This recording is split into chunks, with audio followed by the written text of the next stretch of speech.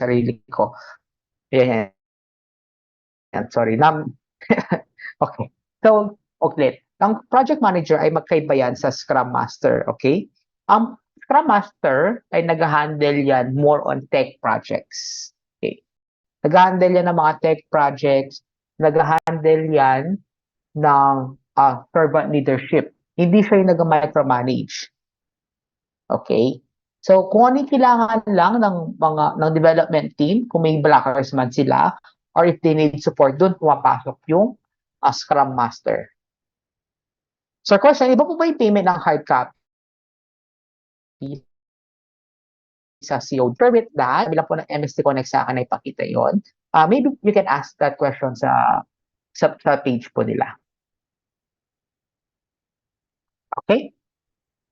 So, I think since my audio is clear and naririnig naman po ako, can I proceed? Okay, thank you. Let me share my screen then.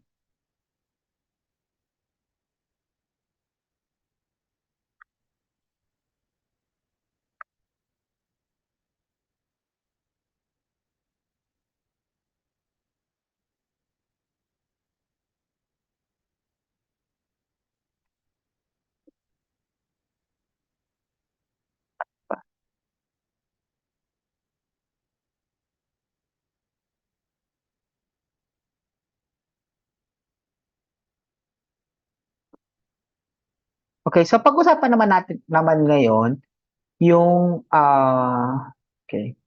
Pag-usapan naman natin ngayon yung mga project management terminologies. Okay? So, isa-isahin natin ito. So, kung nakapag-download na kasi kayo ng PMBOK ng 6th edition or 7th edition, meron po tayo sa glossary niyan. Yung sa likod, yung sa may mga list of terms.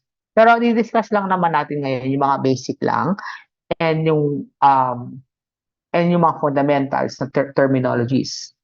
So, hindi ko po pwede kasi ibigay yung PMBOK kasi maka-copyright po ako or pwede ako makasuhan. Kasi nire-release po yung PMBOK na yan if you would take the exam or magiging PMI member po kayo. If you want to be a PMI member, I believe it is around $100 per year. Okay, let's proceed. So, first is methodology. So, methodology is you must have across various methodologies. For example, a software development life cycle or yung waterfall methodology. So, what if this method, makita kayo ng matibang principles ang under ng methodology. So, moving on to the next slide, papakita natin yung mga methodology na iyon. So, first is number 1 is agile methodology.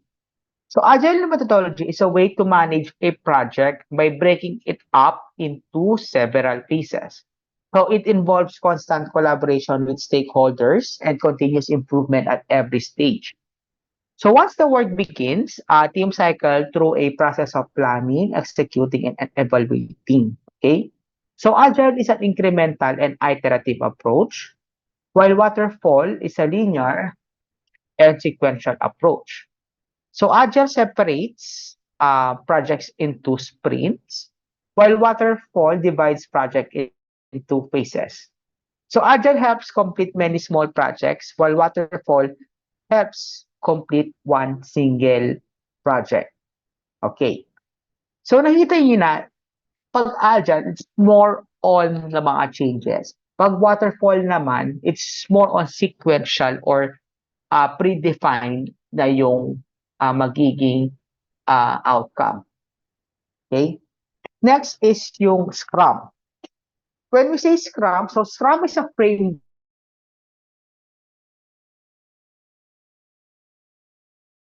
accountability and iterative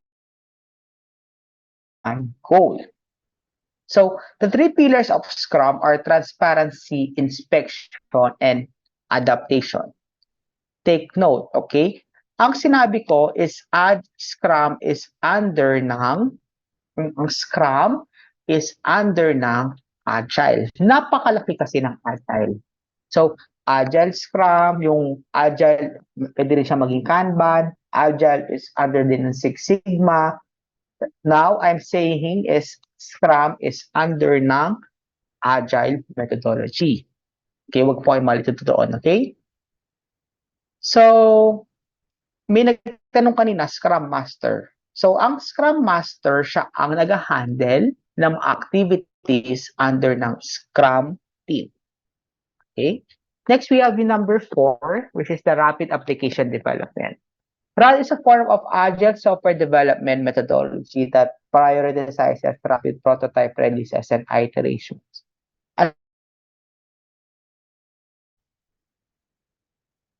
RAD emphasizes the use of software and user feedback over strict planning and risk and requirements recording.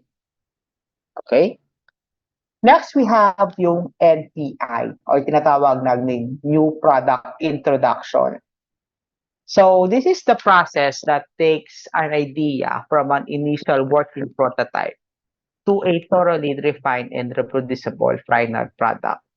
So since NPI po kasi requires a substantial investment of time and resources, a careful planning goes into each step to ensure that the result will be worth the effort. Okay? Next is yung PRINCE2. Di ba nasabi ko kanina, yung PMP, ang project management, meron siyang iba't ibang mga certifications. So one of the certifications naman na meron din sa project management is yung PRINCE2. So PRINCE2 is Projects in Controlled Environment. So this is a structured project management method. And this is a practitioner certification program. So PRINCE2 emphasizes dividing projects into manageable and controllable stages.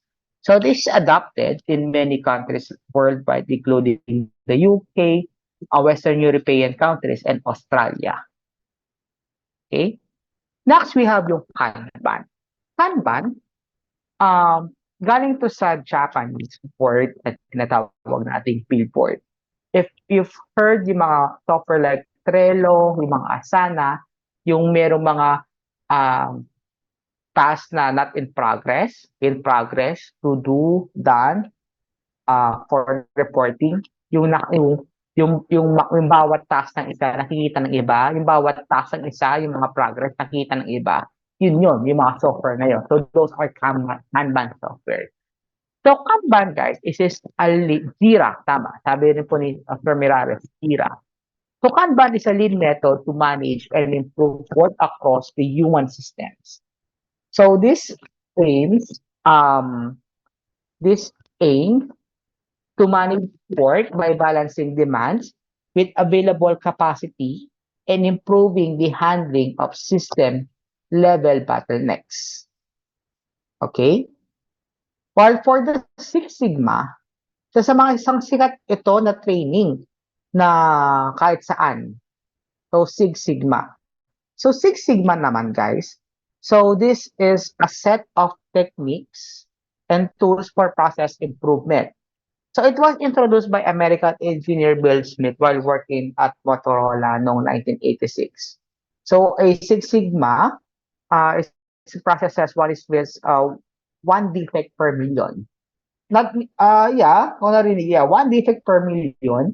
So, sabihin, 99.99996% of all the opportunities to produce some feature of a part are statistically expected to be free from defects. Actually, may iba't ibang belt ito, may iba't ibang kulay. So, we have the white, we have the yellow, we have the green, black, master, black belt. I myself, I'm a black belt, a Six Sigma black belt certified. Di pa po pwede mag-take ng master black belt kasi I need to have this specific kind of experience or number of experience to take the exam. Okay. So if you're more on the quality control sa mga manufacturing, better take the Six Sigma as a certification then.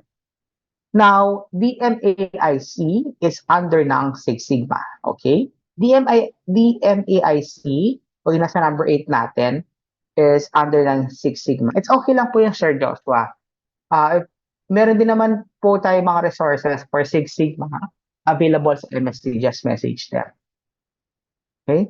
So DMIC means define, measure, analyze, improve, and control. So DMIC is the process improvement methodology of Six Sigma that used for improving the existing processes. Next is the outcome mapping. So this is a methodology for planning and assessing projects that aim to bring about the real and tangible change. Okay?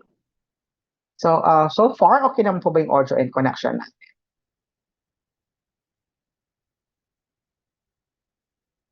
Okay. So may mga questions po tayo dito. Questions lang po.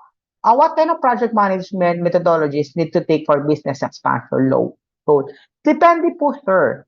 Pero kung ang business nyo is more on the predefined na po yung mga objectives, I would recommend yung waterfall.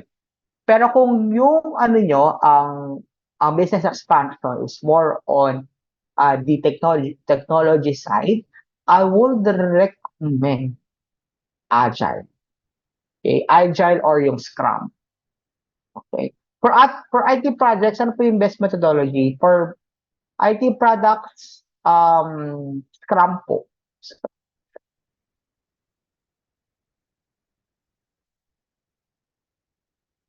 So for construction project, waterfall po. Okay? Can you recommend what to take from IT industry, PMP or Six Sigma? I would recommend both. Since I myself na nag-work na rin sa IT and IT industry, I take both the PMP and Six Sigma.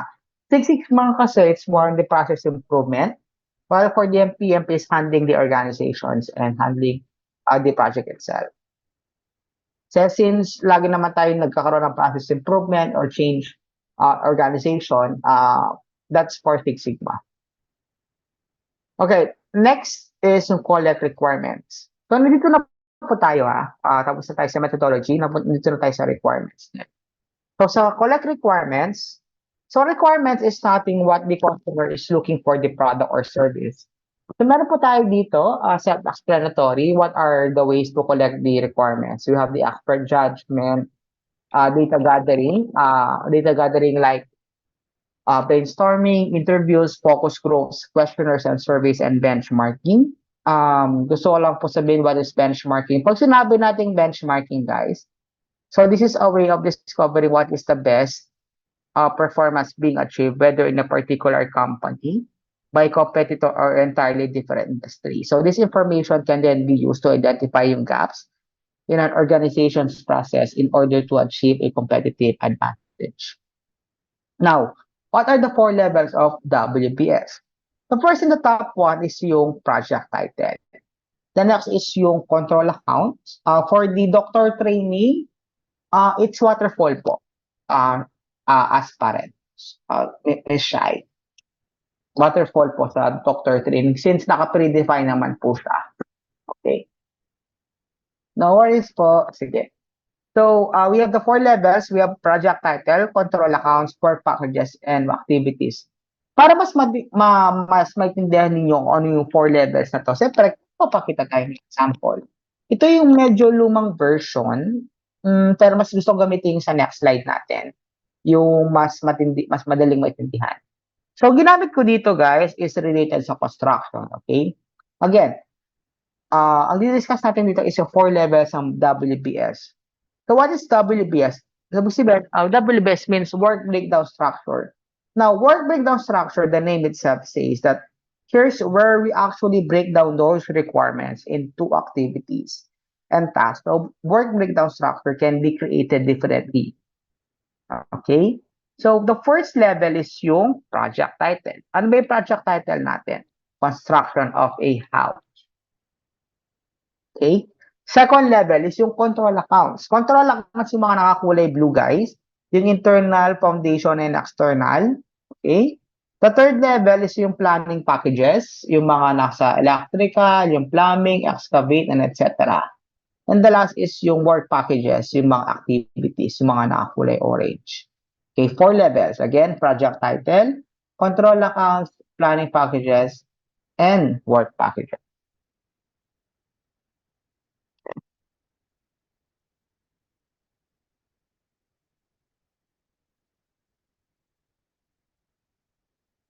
Alright, let's move forward.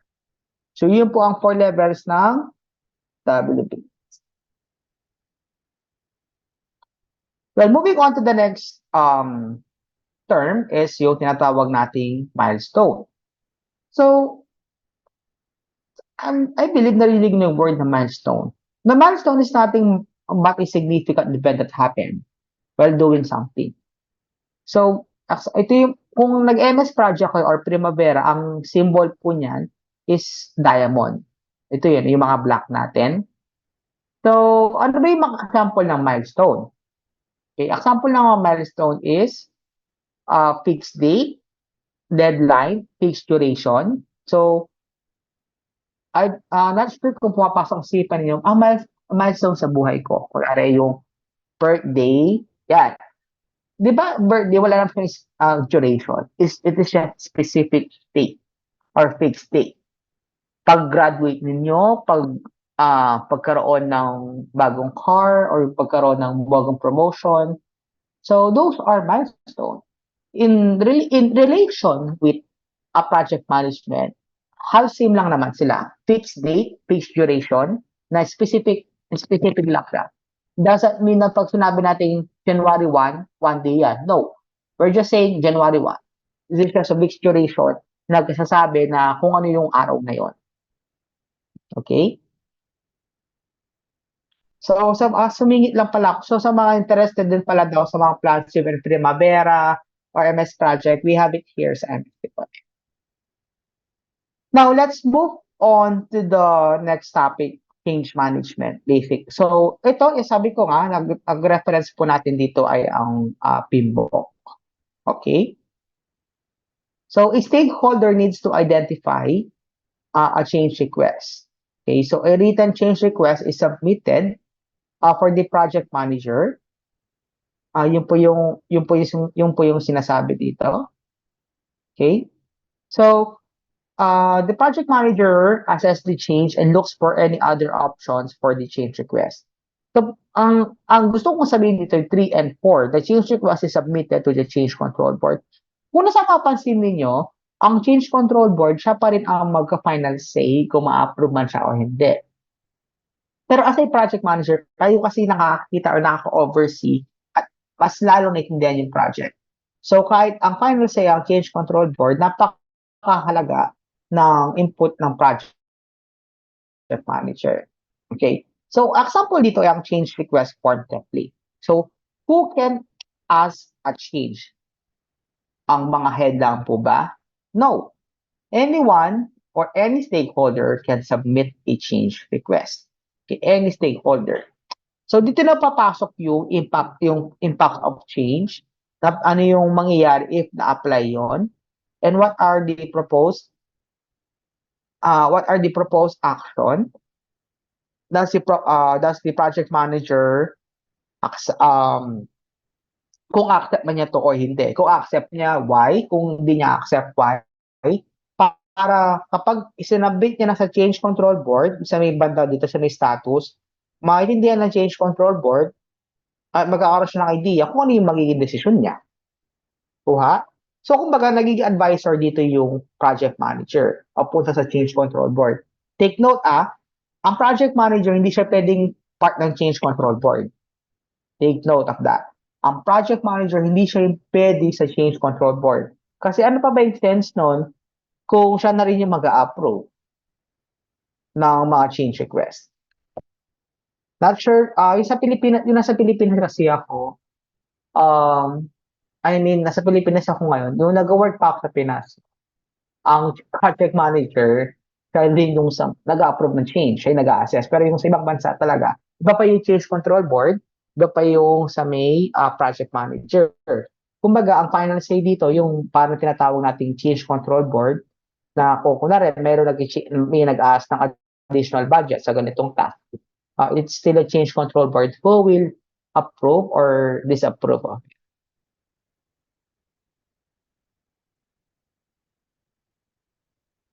Okay. Oops, ba't naging ganito?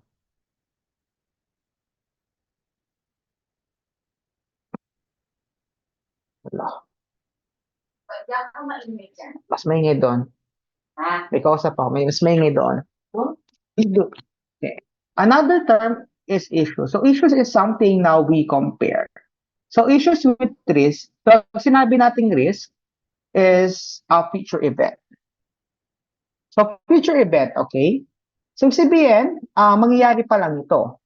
Pag sinabi nating issue is something that happened already. Wala na tayong magagawa.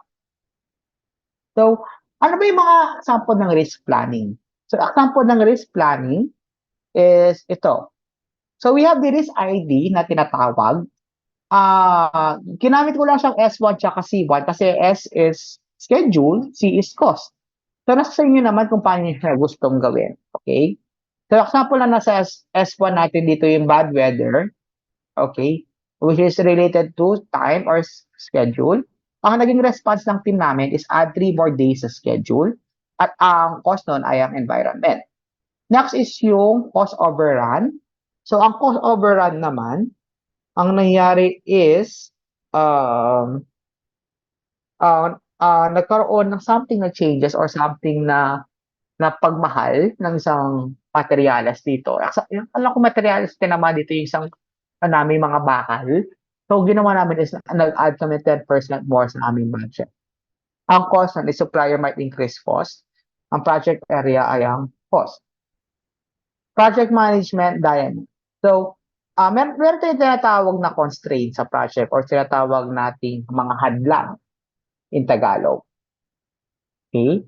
So, in 6th edition, ang constraints natin ay ang time, quality, and time, ang time, cost, and scope ay directly proportional yan sa, directly proportional ang time, quality, and cost. Sorry, ang time, cost, and scope ay directly proportional sa quality. Ngayon, nung dumating yung 7th edition, yung time, cost, and quality is directly proportional sa expectation. Kumbaga, nasama na dito din yung nasama na din dito yung quality, then sinama nila yung expectation as part of the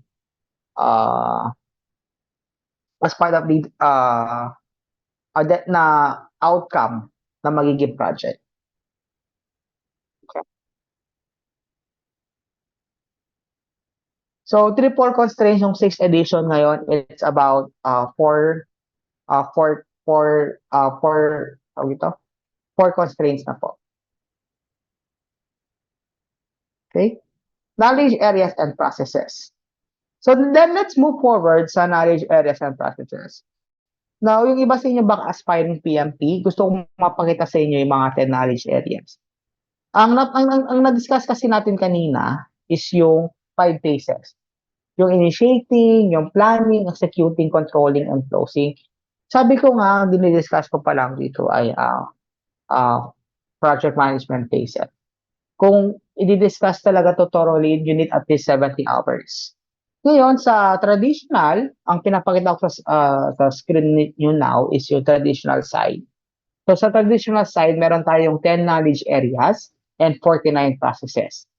Ayan po yan. Gusto ko lang mapakita, pero hindi ko po siya madidiscuss kasi nga, sabi ko, this is just a foundation. Pero sa MST, we have yung mga focus training po namin. We have the cost management that is running for 3 hours, HR management that is running for 3 hours, risk management that is running for 3 hours.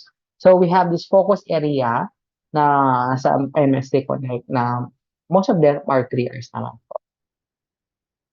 So again, that to rin po yung mga 10 knowledge areas na nasabi ko kanina, ang same lang sa slide, sa previous slide natin. And sa slide 61 po, mas makita natin dito yung mga 10 knowledge area at yung mga processes na involved po niya. Okay, again, these are the 10 knowledge areas and processes na na-involve sa project management. And as I say a while ago, this is just a 50% pa lang yung nakita sa screen. This is 50% pa lang kung ano yung may expect yung dapat i-review kung kung balak yung mag-take ng exam or if you want to deep in further with project management.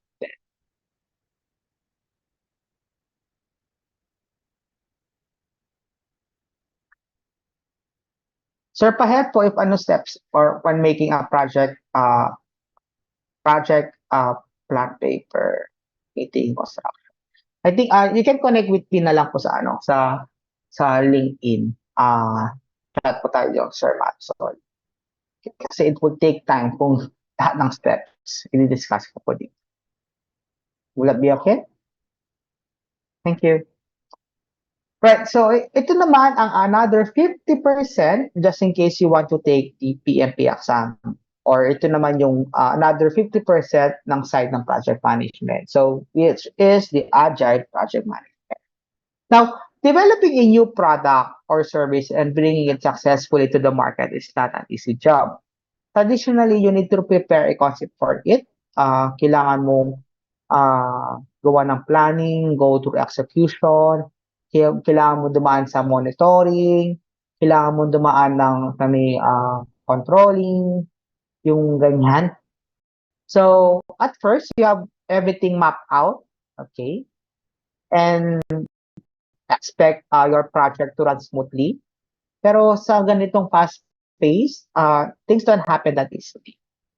So, saan ba nag-focus ang tayo? So, Agile focuses on working on small batches, visualizing processes to create transparency, collaborative working with the customer, and getting feedback as fast as possible. Now, what is Agile Project Management? When we say Agile Project Management, the core word of Agile Project Management is the word agility. Yes, meron po kaming Agile this coming March. Tapos na po kasi yung pang February eh. So we have Agile Project Management, that is 8-hour training. 8-hour training po yun. Di pa po siya nakapost, pero sa March po siya. What to take first? CAPM, PMP, or Six Sigma? Good question. If you have the enough experience po, Ma'am Julie, then take PMP. If you don't have the enough experience, di ba meron nga tayo kaninang work experience required, then take the CAPM. If wala ka talaga experience and gusto mo palang parang just a warm up sa project management, then I will suggest Six Sigma.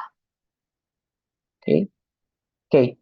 So what's ano ba yung agility? So this means mobility of nimbleness as well as the Latin word agere, to do or to act. So this signifies the ability to move something forward in a quick way that allows easy changes of direction. So tulad ng project management attributes ng traditional, we also have sa agile. So we have the transparency, customer focus, adaptability, shared ownership, and continuous improvement. Okay? So what are the phases? 'Di ba sa traditional we have yung initiation, planning, monitoring, controlling, and closing. Sa agile meron din tayo, 5 din sila. So first is yung envision. Pag sinabi nating envision, we are creating a high-level product or service, a vision for the customer as well as determine who will be involved in the project. Next is speculate. So this is an extension of the envision phase.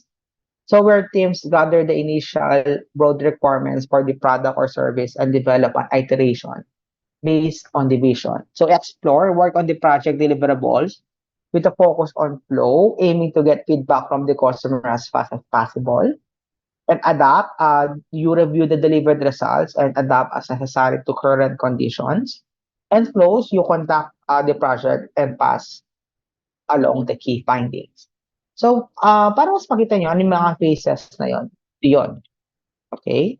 Ito yung flow chart ng Agile Project Management.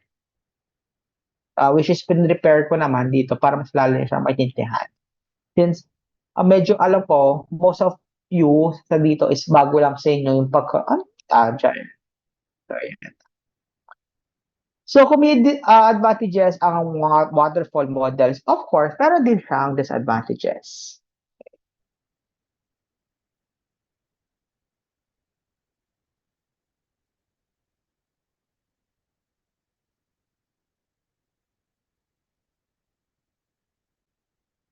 1 second, may lang po kausap.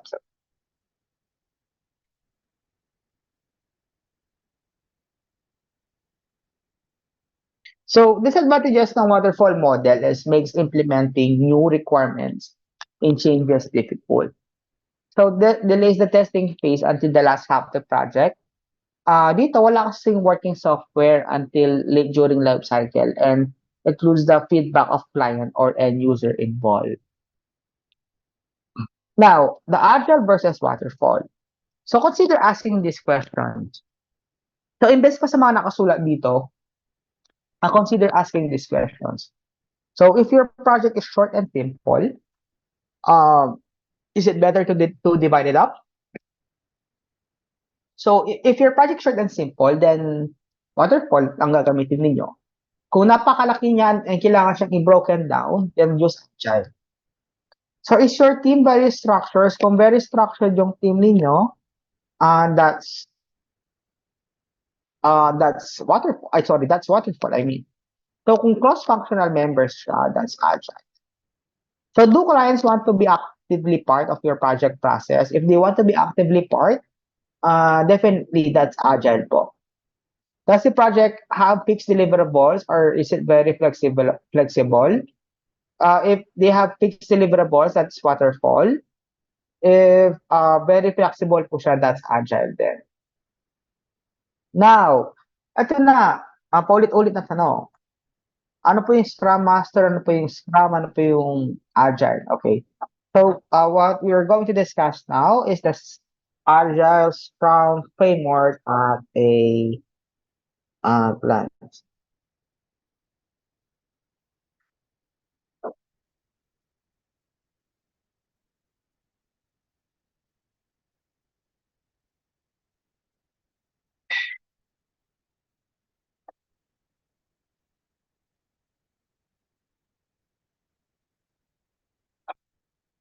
1 second lang po.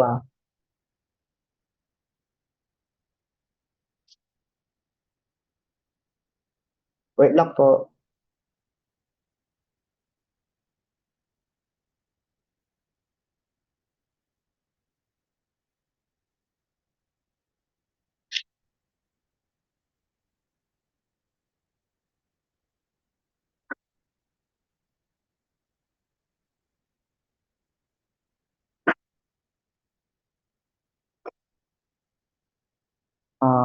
Just give me 1 minute.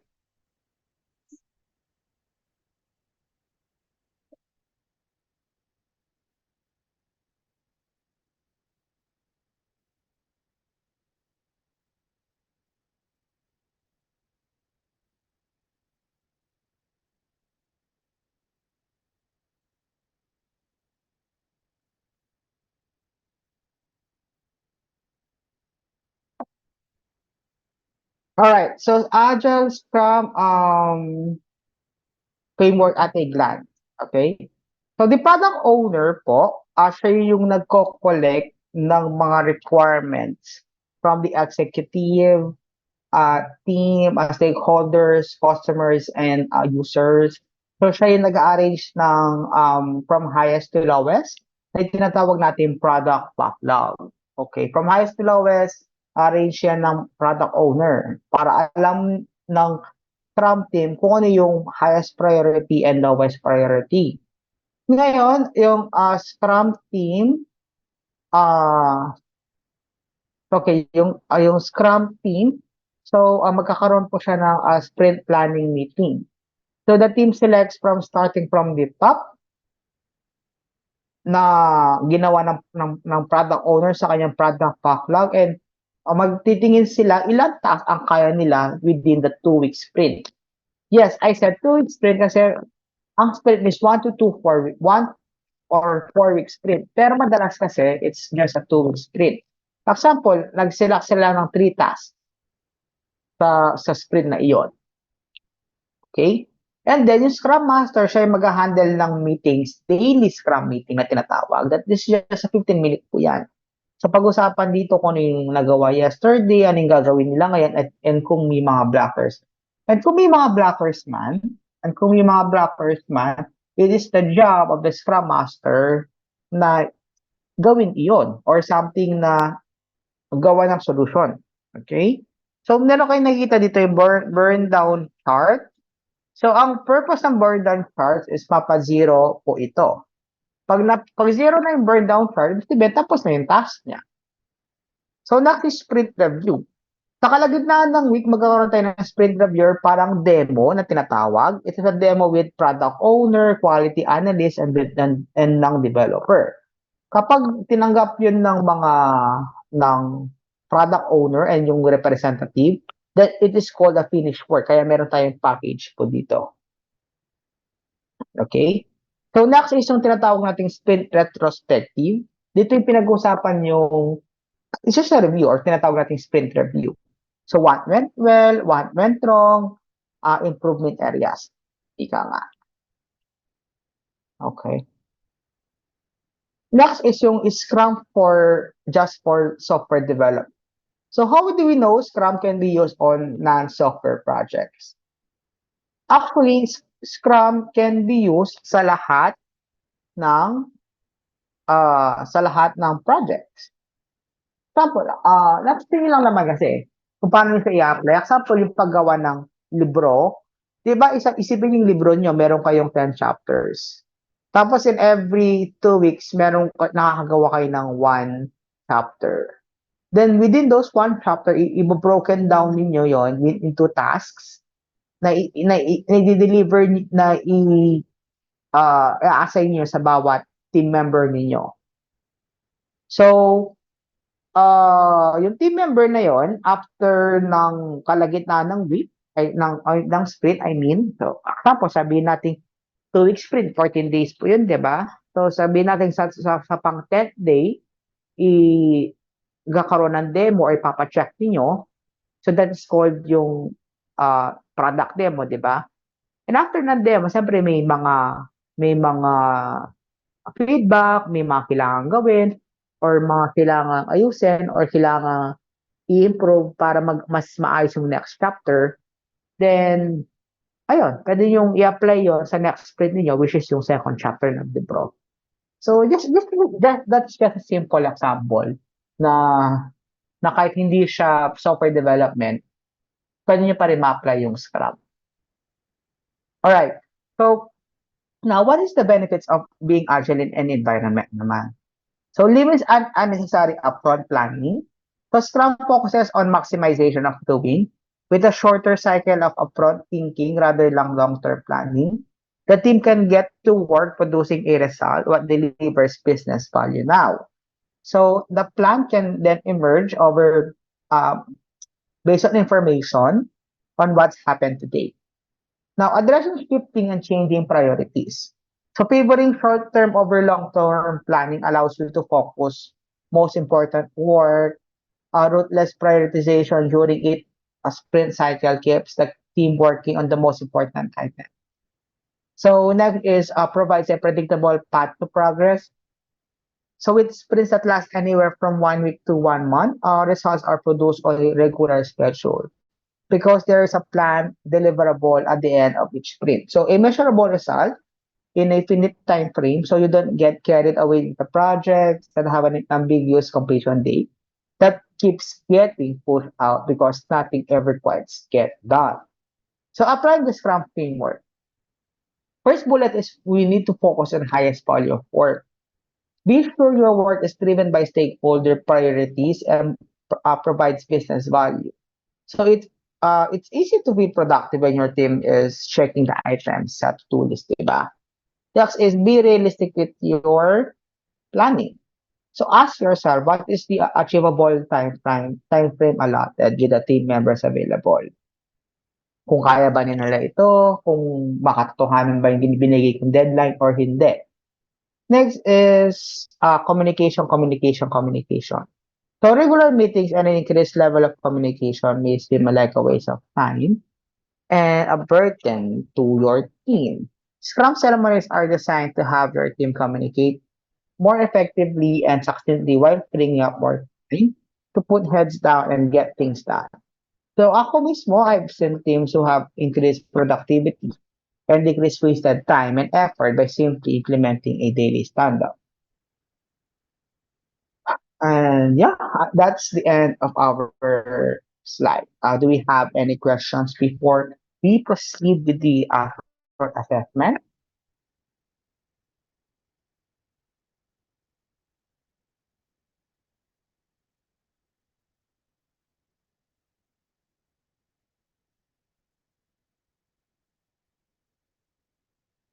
Again, dito, sa mga gusto mag-request ng certificate or hard copy, just 300 pesos lang daw. I'll send the link or form sa mga gusto mag-request. Okay? I'll send the link here. So, disadvantage po ng Kanban,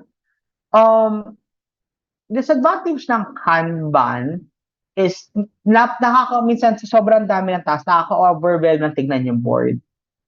Okay yung Kanban kung okay, kung sakto-sakto lang yung mga task and marunong yung mag-manage. Kasi minsan, yung mga iba, pag sobrang dami na yung task, di nila alam paano i-group yung mga task. Kasi pwede naman siya i-group sa Kanban. Lalo yung sa mga software, yung mga Jira. So just want to ask, what is a suitable methodology for ticketing service or help desk? Ticketing, pwede natin gamitin yung suitable methodology for ticketing system or help desk. So pwede po dito, sir, yung Agile, Sir Joseph. So ilang CPD point po ito? So this is a self-directed training po. Ating healthcare training for all doctors, okay din ang Agile. Yeah, okay din naman yung Agile, especially if you have changes. Kunwari, sasagutin ko ito, Miss Kai. Kunwari, meron po kayong changes with this training, kasi gusto niyo po siya i-apply with the next batch. Then, nakita niyo yung batch na to, meron silang mga inputs or feedbacks. Then, yeah, Agile can be used on.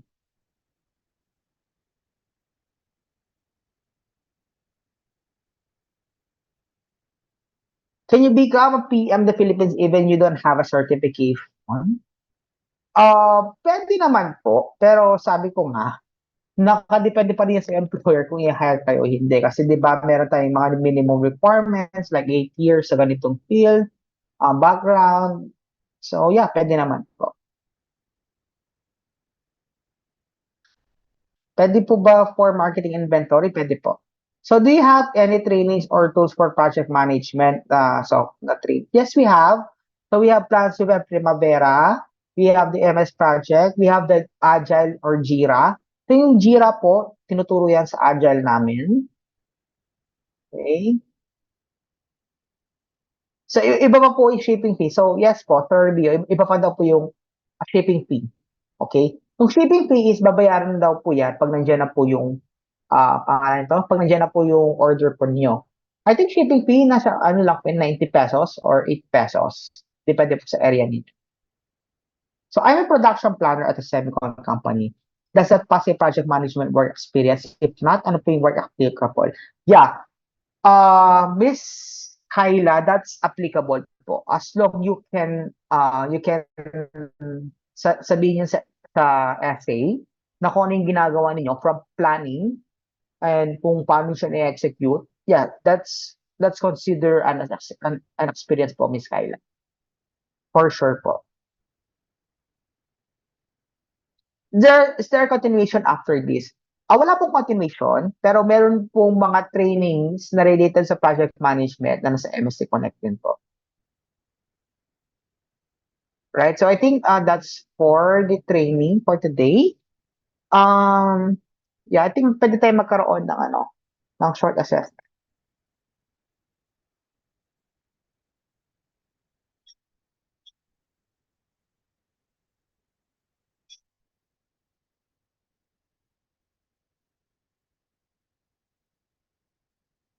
Yan lang po .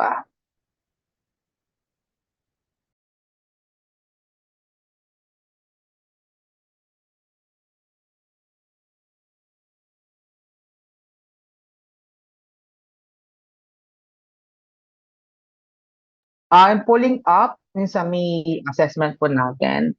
Just give me 1 second. So kung sino po yung mananalo po dito, ay top 2, yung rank 1 and rank 2 natin, magkakaroon ng training of Troy. Okay. I'm just preparing. Just give me a one more.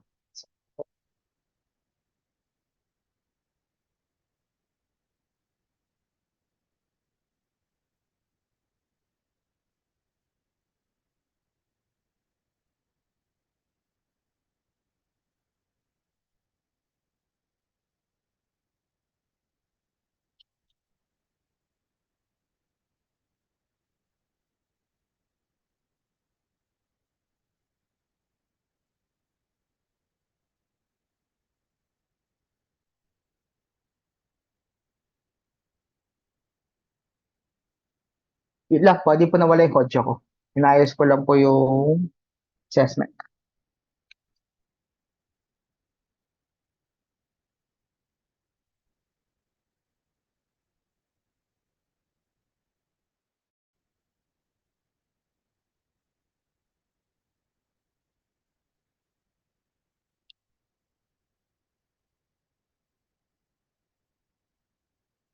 So, meron po isi-send pong link sa inyo.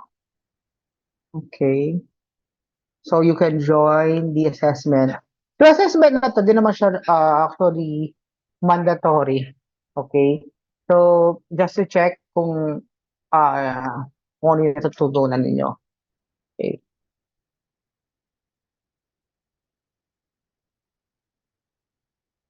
Mag-start po tayo in 1 minute.